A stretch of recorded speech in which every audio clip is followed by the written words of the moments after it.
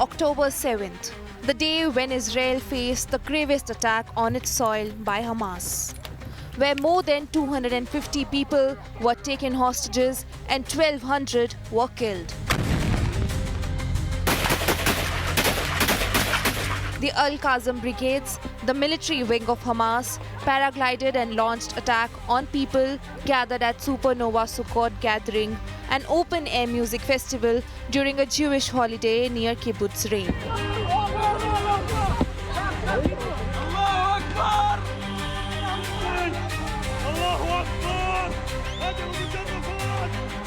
2 years since Israel has launched counterattacks, both air and ground, on Gaza, vowing to eliminate Hamas. But the Palestinians and Israeli hostages are the collateral damage.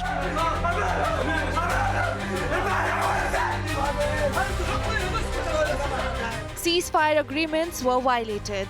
Talks failed as Israeli Prime Minister Benjamin Netanyahu continued his war to wipe out Hamas from the face of the earth. One of the major campaign promises of President Donald Trump has been the end of two major wars: Israel-Gaza and Russia-Ukraine. Trump and cabinet have been vocal about Israel defending its sovereignty and avenging the October 7th massacre. But they have also spoken about Gaza's future and a better life for displaced Palestinians.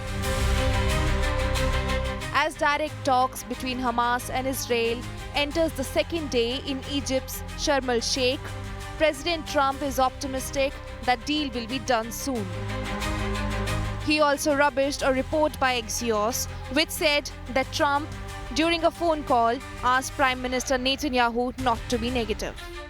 It was reported by Axios over the weekend that you had a call with Prime Minister Netanyahu where you told him to stop being so negative and to take the win when it came to Hamas's response to that. Is that true? No, it's not true. He's been very positive. He's been very positive on the deal. Everybody is. I think every nation is. We have just about every nation working on this deal and trying to get it done. Something that you could say 3,000 years if you look at it in certain ways, or you could say centuries, but this is a deal that incredibly, everyone just came together. They all came together. No, Israel's been great.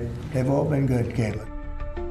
Hamas said it agrees to several of the 20-point peace plan, but has not responded to some of the key points, which includes its disarmament and not having a future role in Gaza's governance.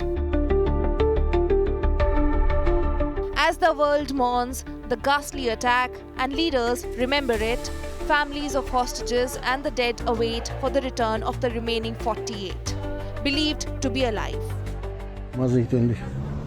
What will it give me? My daughter? I have already paid my price. If there will be a ceasefire or there will not be a ceasefire, how does it matter? That the terrorists sit in detention cells and get good food and thick mattresses, and we sit here and cry here every day instead of giving us answers?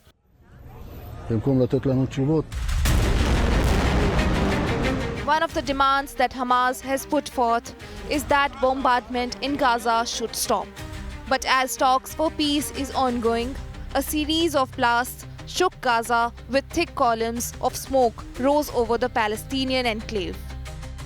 Israeli tanks, boats and jets pounded parts of Gaza, giving Palestinians no respite.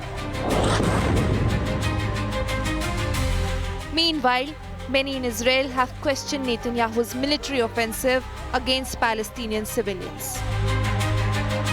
The talks are expected to continue for a few more days, but the future of Gaza seems bleak.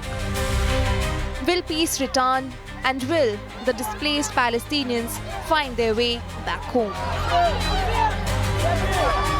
With Mahashweta Lala, Bureau Report, India Today.